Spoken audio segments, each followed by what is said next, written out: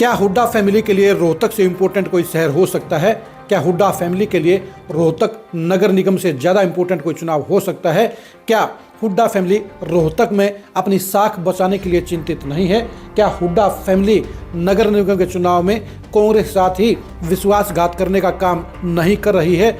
इन सारे का सवालों का जवाब हाँ में है। जी हाँ, भूपेंद्र हुड्डा फैमिली के लिए रोहतक नगर निगम के मेयर पद के चुनाव से ज़्यादा इम्पोर्टेंट आज की तारीख में कुछ नहीं हो सकता। लेकिन इसके बावजूद भी अगर हुड्डा फैमिली रोहतक नगर निगम के चुनाव से मुंह फेरे हुए है, अगर फॉर्मेलिटी निभाने का काम कर रही है, तो उसे क्या कहिएगा?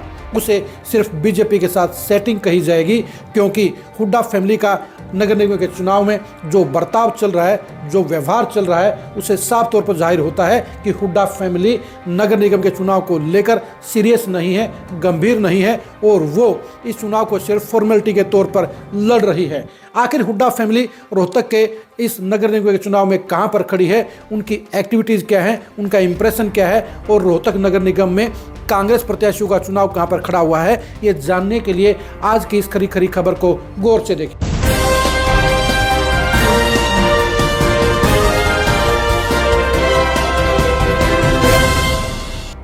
रोहतक नगर निगम के चुनाव में हुड्डा फैमिली की गतिविधियां संदेह के घेरे में है, क्योंकि चुनाव प्रचार को लेकर महज 2 दिन ही बचे हैं, लेकिन अभी तक भूपेंद्र हुड्डा मैदान में नहीं उतरे हैं, ना ही आशा हुड्डा अभी तक कहीं नजर नहीं आई हैं और दीपेंद्र हुड्डा भी महज 2 दिन ही रोहतक शहर के अंदर नजर आए हैं। जिस चुनाव को जीतने के लिए दीपेंद्र हुड्डा को दिन रात एक करना चाहिए था, जिस चुनाव को जीतने के लिए आशा हुड्डा को सभी कॉलोनियों में वर्कर मीटिंग करनी चाहिए थी, जनसभाएं करनी चाहिए थी, जिस चुनाव को जीतने के लिए भूपेंद्र हुड्डा को कम से कम 10 बड़ी छोटी जनसभाएं करनी चाहिए थी, लेकिन इनमें से ऐसा किसी भी चेहरे ने नहीं किया है। यानी रोहतक नगर निगम के चुनाव में सूरजमल किलोई के लिए ना तो भूपेंद्र हुड्डा इंटरेस्ट दिखा रहे हैं, ना ही दीपेंद्र हुड्डा पसीना बहा रहे हैं और ना ही आशा हुड्डा घर से बाहर नहीं निकल रही हैं। भूपेंद्र हुड्डा ने सिर्फ एक दिन प्रेस कॉन्फ्रेंस करके फॉर्मेलिटी करने का काम किया। इसके अलावा भूपेंद्र हुड्डा ने अभी तक इस चुनाव के लिए वर्करों की मीटिंग भी नहीं ली है। दीपेंद्र हुड्डा ने भी इस चुनाव को जीतने के लिए वर्करों की ड्यूटी नहीं लगाई है। यानी सूरजमल किलोई को टिकट देकर, धक्का देकर फील्ड में उतार दिया गया है, उन्हें फंसा दिया गया है। उनको जितवाने के लिए हुड्डा फैमिली का एक भी मेंबर जमीन पर कार्य नहीं कर रहा है और उनके नेता भी सिर्फ फॉर्मेलिटी निभाने का काम कर रहे हैं, क्योंकि जब तक हुड्डा फैमिली का प्रेशर नहीं आएगा तब तक हुड्डा के वर्कर काम नहीं करते हैं और जब तक हुड्डा फैमिली फील्ड में नहीं होगी तब तक उनके अंदर करंट नहीं आएगा, तब तक वो एक एक वोट के लिए मेहनत नहीं करेंगे। जिस हिसाब से रोहतक नगर निगम के चुनाव में नज़ारा बना हुआ है, वो नज़ारा साफ तौर पर बता रहा है कि भूपेंद्र हुड्डा फैमिली बीजेपी के साथ सेटिंग करके चुनाव लड़ रही है। पिछले नगर निगम के चुनाव में भी बीजेपी रोहतक से विजय हुई थी और इस बार भी नज़ारा वैसा ही बना हुआ है, क्योंकि अगर हुड्डा फैमिली ही मेहनत नहीं करेगी तो सूरजमल किलोई अपने बलबूते पर मेयर का चुनाव कैसे जीत सकते हैं।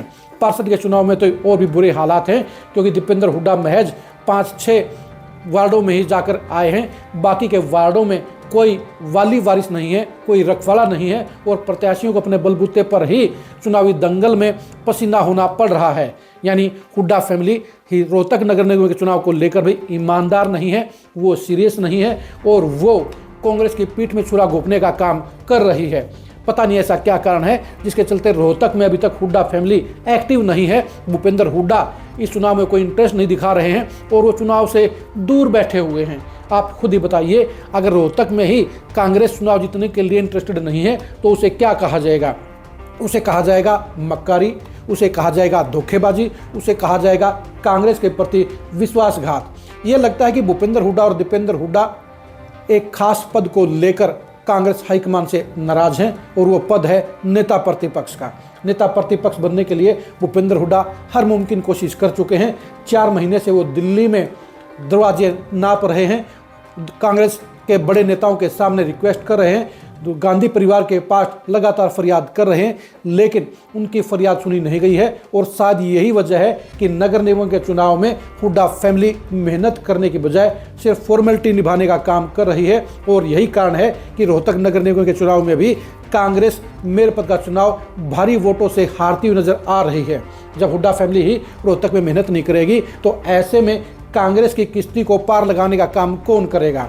हुड्डा फैमिली के एक्टिविटीज़, हुड्डा फैमिली का अंदाज, हुड्डा फैमिली के मंसूबे बता रहे हैं कि वो कांग्रेस की किश्ती को पार ले जाने के बजाय कांग्रेस की किश्ती को डुबोने के लिए इंतजाम कर रहे हैं। आप रोहतक नगर निगम में हुड्डा फैमिली की एक्टिविटीज़ के बारे में क्या कहना चाहते हैं, कमेंट करके जरूर बताइए। रोहतक के चुनावी दंगल में बीजेपी और कांग्रेस में से कौन चुनाव जीतेगा, इसके बारे में अपनी राय दीजिए। रोहतक के अंदर भूपेंद्र हुड्डा और आशा हुड्डा अभी तक मैदान में क्यों नहीं उतरे हैं, इसके बारे में कारण जरूर बताइए। और दीपेंद्र हुड्डा रोहतक में सिर्फ फॉर्मेलिटी क्यों कर रहे हैं, इसके बारे में भी कमेंट करके जरूर बताइए। आप हमारे फेसबुक पेज को फॉलो कीजिए, आप हमारे यूट्यूब चैनल को सब्सक्राइब कीजिए। नमस्कार।